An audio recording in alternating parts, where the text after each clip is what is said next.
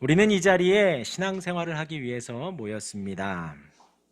어떻게 하나님을 잘 섬길지, 또 우리를 구원하신 살아계신 주님을 어떻게 더 사랑할지, 우리와 함께 하시는 성령님과 어떻게 교제하며 살아갈지 알아가기 위해서 제가 더 많이 알아서 가르치는 것이 아니라 저와 여러분들이 같이 하나님을 알아가고 신앙생활을 잘 하기 위해서 우리가 이 자리에 모여 있습니다. 그리고 우리가 지금 예배하는 하나님은 하늘과 땅을 만드셨습니다. 하나님은 아들을 우리를 위해 보내주셨습니다. 하나님은 그 아들을 믿음으로 영접하는 사람에게 어느 누구를 막론하고 자녀가 되는 권세를 주셨습니다. 하나님이 성령으로 우리에게 보내주셨고요. 우리가 영접함 받아들이면 돼요. 그러면 하나님의 아들이 되는 권세를 주시게 됩니다. 그러면 우리는 이 땅을 살아가면서 하나님 아버지라 부를 수 있고 우리는 하나님의 자녀가 됩니다. 그 관계는 예수 그리스도의 피로 연합된 관계입니다. 우리 육신의 관계도 혈연은 뗄래야 뗄 수가 없습니다. 네, 주일날 아침이면 저희 집은 전쟁입니다. 특히 둘째 아이가 지금도 방금 전까지도 툴툴거리다 갔습니다. 그런데 그렇다고 해서 너희놈 자식 호적에서 파버릴 거야 라고 하지 못하지요. 그것이 혈연이더라고요. 끊을 수 없는 혈연입니다. 그런데 그 혈연도 뗄래야 뗄 수 없는데 무엇보다 그리스도의 십자가의 보혈로 우리가 하나가 되었습니다. 그러니 우리가 지역에 따라 떨어질 수도 있고 다시 만날 수도 있지만 하나님 아버지와 우리의 관계는 끊을 수가 없는 것이에요. 왜냐하면 그리스도의 보혈로 연합된 관계이기 때문에 이 세상의 그 어떤 것도 하나님과 우리의 관계를 끊을 수 없습니다. 예수님이 2000년 전 십자가에 죽으셨습니다. 그리고 다시 살아나셨습니다. 우리가 가장 두려워하는 죽음을 정복하셨습니다. 하늘로 올라가셨습니다. 약속대로 올라가시면서 성령을 보내주셨습니다. 성령 하나님이 지금도 우리와 함께 하십니다. 우리 인생 속에서 우리에게 하나님을 알려주십니다. 성령 하나님은 어떤 에너지가 아니에요. 힘이나 파워가 아닙니다. 인격적인 하나님이셔요. 우리의 인생 속에 우리를 가르쳐 주시고 우리의 걸음걸음을 이끌어 주십니다. 낙심 속에서도 소망을 주시고 살아갈 힘을 주시지요. 그래서 우리가 이 땅을 살아가며 소망하는 가운데 사람이 가장 두려워하는 죽음을 이기고 부활하는 소망을 갖게 하십니다. 또 하나의 소망은 우리가 이 세상이 끝나도 저 하늘 천국을 사모하며 살아갈 수 있도록 그런 소망을 성령 하나님이 우리에게 주십니다. 그렇게 가는 천국은 하나님이 왕 되신 곳입니다. 우리는 이 땅에서 나그네로 살아가는 거예요. 우리의 집이 있지만 우리의 거할 거처가 있지만 그냥 잠시 머물다 가는 나그네일 뿐입니다. 왜냐하면 우리가 이 땅에서 오래 산들 60, 오래 산들 요즘 100세 시대 100년 이렇게 살아가는데 그 짧은 기간 이 땅에서 나그네로 살아가고 영원한 삶을 저 하늘 천국 본향에서 우리가 살아갑니다. 우리는 그 천국을 소망하며 살아가는 거예요. 제가 지금 말씀드린 것이 바로 복음입니다. 복된 소식이에요. 우리가 이 땅을 힘든 땅을 살아가며 그 복음이 우리에게 힘이 되고 위로가 되고 살아갈 이유가 되어집니다.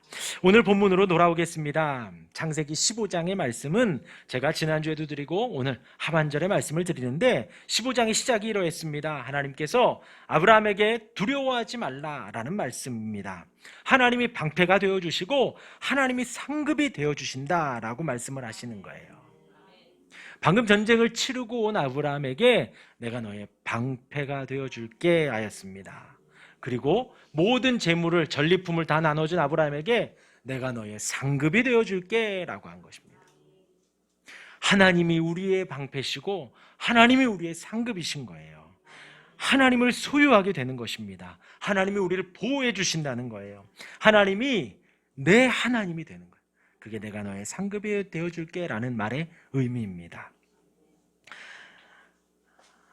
아브라함뿐만이 아니라 우리에게도 이 말씀이 답입니다. 우리가 이 세상을 살아가지요. 두렵고 힘들고 어렵고 무섭기도 합니다. 그런데 그런 삶 속에서 하나님이 우리의 방패가 되어 주십니다. 그리고 하나님이 내 하나님이 되어 주시는 거예요. 이 말씀이 지난주의 말씀이었습니다. 그리고서는 이어서 하나님께서 아브라함에게 가나안 땅에 대한 거듭된 약속을 하십니다. 그럼에도 아브라함은 나이가 많고 자식이 없기 때문에 지금의 상태를 심각하게 생각을 하는 거예요. 하나님의 약속의 말씀이 선포가 되는데 하나님의 말씀을 깨닫게 해주시는데 지금의 상황은 자기가 노인이거든요. 자식이 없거든요. 따라서 아브라함은 하나님께 질문 하나를 합니다. 그 말씀이 바로 오늘 8절의 말씀이에요. 우리 같이 한번 읽어보겠습니다. 8절 시작. 그가 이르되 주 여호와여 내가 이 땅을 소유로 받을 것을 무엇으로 알리까? 가나안 땅에 대한 그리고 그 부분에 대한 약속을 하셨는데 아브라함이 질문을 합니다. 하나님의 약속은 내가 알겠는데 지금 내가 자식도 없고 지금 뭐 눈에 보이는 건 아무것도 없는데 무엇으로 알겠습니까? 이것은 어떤 뭐 아무것도 없는데 뭐 그걸 어떻게 알겠어요? 부정적으로 질문을 하는 게 아니라 하나님이 하신 말씀에 대한 긍정적인 질문인 거예요. 내가 이제부터 어떻게 하면 되겠습니까? 아무것도 없는데 무엇으로 알 수 있겠습니까? 라는 믿음의 질문이고 긍정의 질문이 되어줍니다. 그리고 그에 대해서 하나님께서 그 이하의 말씀에 짐승들을 준비해라. 짐승들을 준비하고 아브라함이 그 짐승을 쪼개게 되죠. 쪼개고 기다리고 있다가 그 사이로 횃불이 싹 지나가는 장면까지가 오늘 15장의 말씀입니다. 그리고 말씀드린 것 이후에 하나님께서 아브라함과 그의 후손들에 대한 예언의 말씀이 13절과 16절에 나옵니다. 요약을 해드리면 13절 읽어보면 이렇습니다. 여호와께서 아브라함에게 이르시되 너는 반드시 알라. 내 자손이 이방에서 객이 되겠다. 이방에서 그들의 소유가 아니라 그냥 손님으로 살게 되겠다라는 거예요.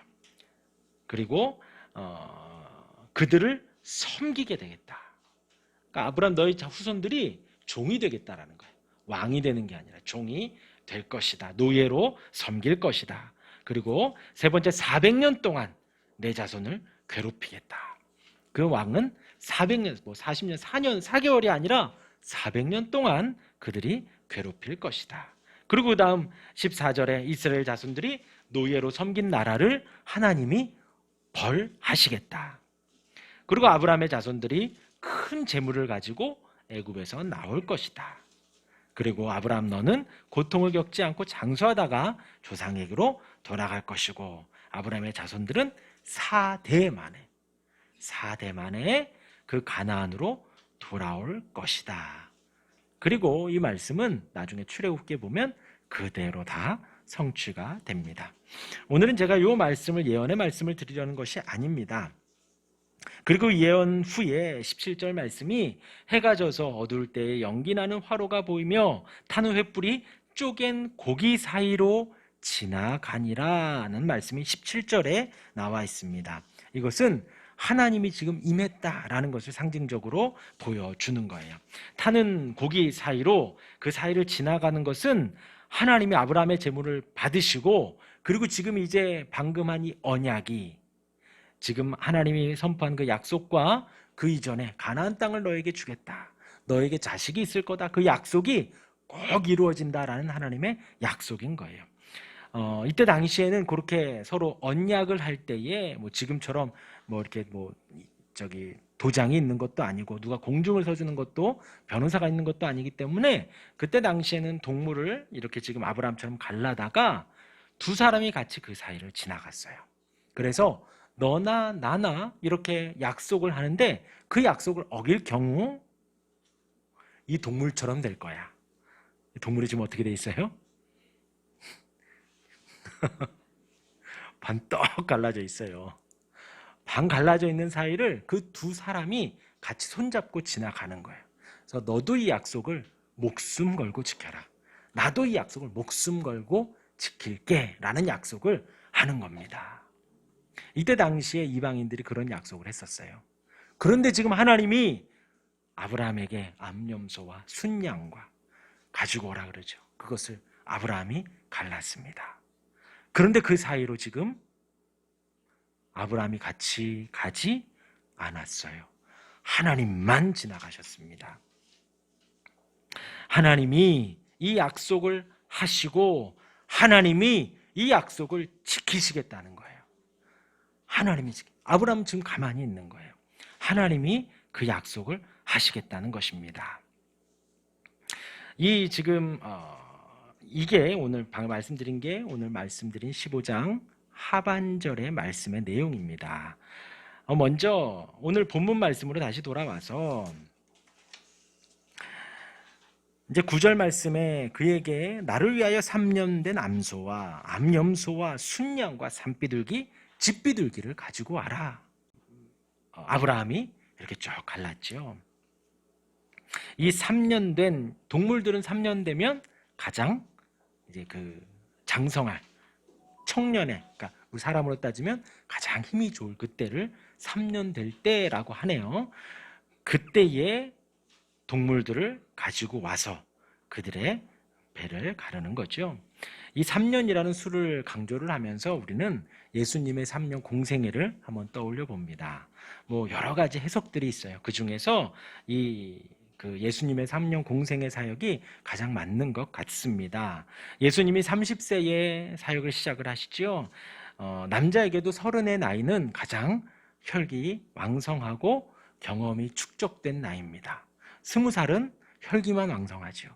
또 40살은 그때부터 이제 약간 체력이 떨어져 갈 때입니다.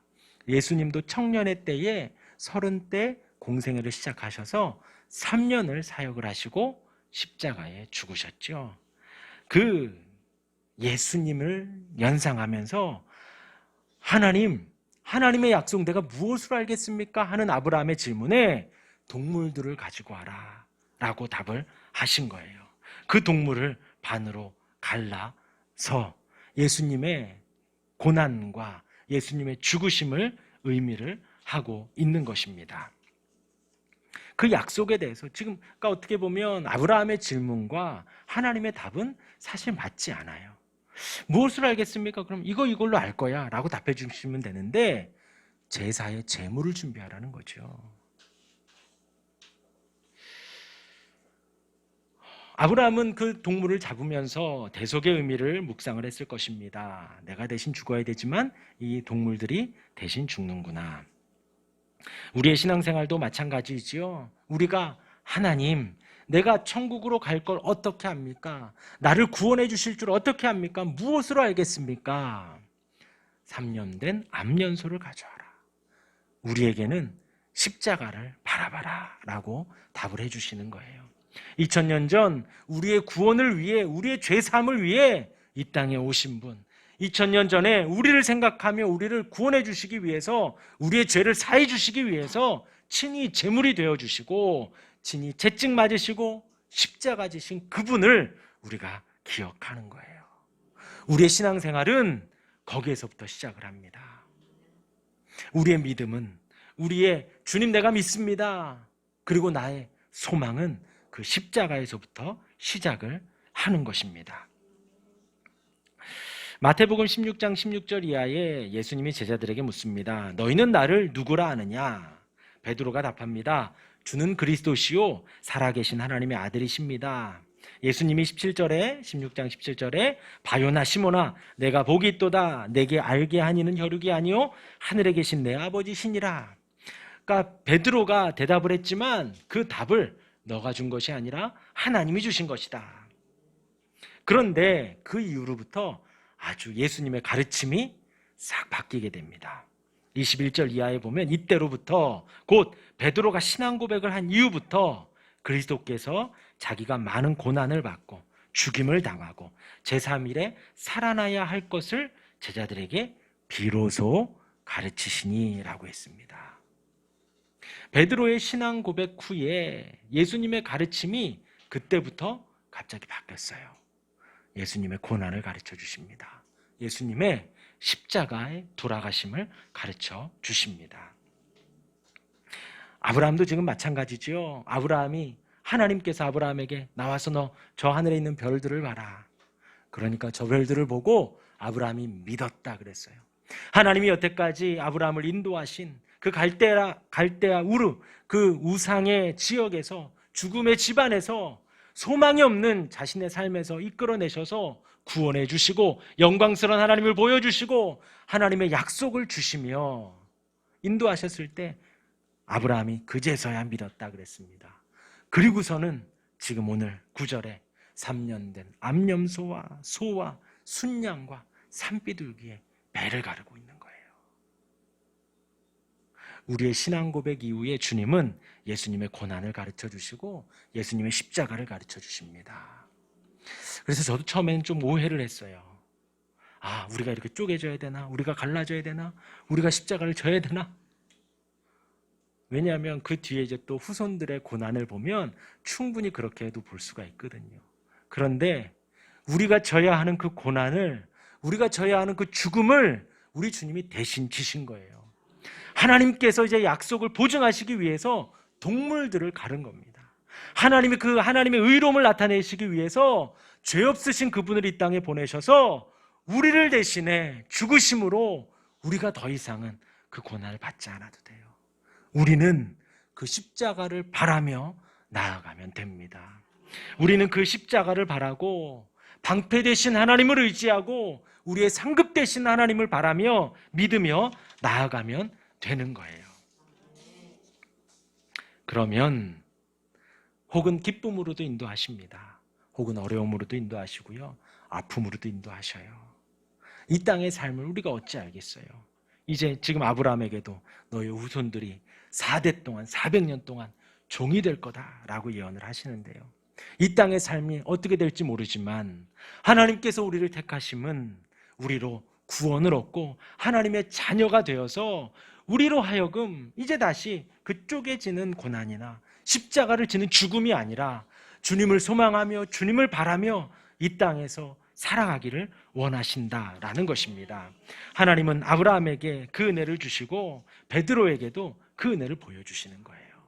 여기는 우리에게도 마찬가지입니다. 우리가 살아가며 지금 아브라함처럼 질문을 하고 싶을 때가 많이 있을 거예요. 하나님, 지금은 너무 힘드네요. 어찌 하나님이 나의 아버지이신 걸 무엇으로 알겠습니까? 하나님, 내가 하나님의 자녀인 걸 무엇으로 알겠습니까? 그러나 그 질문 앞에 투덜거리며 하지 마시고 하나님, 나를 택해 주셨는데 내가 이제 믿음으로 어찌 가야 할까요? 긍정의 질문을 하시기를 바랍니다. 그러면 우리의 방패 되신 하나님이, 우리의 상급 되신 하나님이 또 말씀해 주실 거예요. 내가 너의 방패다. 내가 너의 상급이다. 그리고 십자가를 바라보라고. 우리를 위해서 십자가 지신 그분이 계셔요. 이 땅에서의 고난, 제가 여러분들의 고난을 알지 못하지만, 힘든 일들 다 헤아리지 못하지만 우리 주님은 알고 계십니다. 그래서 십자가를 지신 거예요. 우리 앞서 가시며 갖은 모욕을 당하시고 오해를 받으시고 침뱉음을 받으시고 채찍 맞으시고 가시면류관 쓰시며 결국 손과 발에 대못을 박으시고 많은 사람들 앞에서 그 부끄러운 죽음, 십자가의 죽음을 당하신 거예요. 우리로 그 주님을 바라며 한 걸음 한 걸음 이 땅에서 살아가라 하시는 것입니다. 그 믿음 우리가 오늘은 또 아멘 합니다. 그런데 내일 되면 또 잊을 수 있어요. 일주일 후에 또 잊을 수 있습니다. 그래서 우리는 자주 교회에 와야 돼요. 자주 하나님의 말씀을 대해야 합니다. 성경을 보고 들으며 늘 믿음을 굳건히 해야 돼요. 말씀을 자주 대하며 우리의 방패가 되신 하나님을 알아가고 우리의 상급이 되신 하나님을 날마다 공부하며 나아가야 됩니다. 그리고 우리를 위해서 십자가 지신 예수님을 우리가 성경에서 발견할 수 있어야 돼요. 그럴 때 하나님, 우리가 이 땅에서 천국을 소망하고 부활을 소망하며 살아갈 수 있게 될 것입니다. 오늘도 또 돌아온 한 주 늘 이 질문을 하며 하나님, 내가 무엇으로 알 수 있겠습니까? 질문하며 살아계신 주님과 교제 교통하는 저와 여러분들이 되기를 주님의 이름으로 축원합니다. 아멘.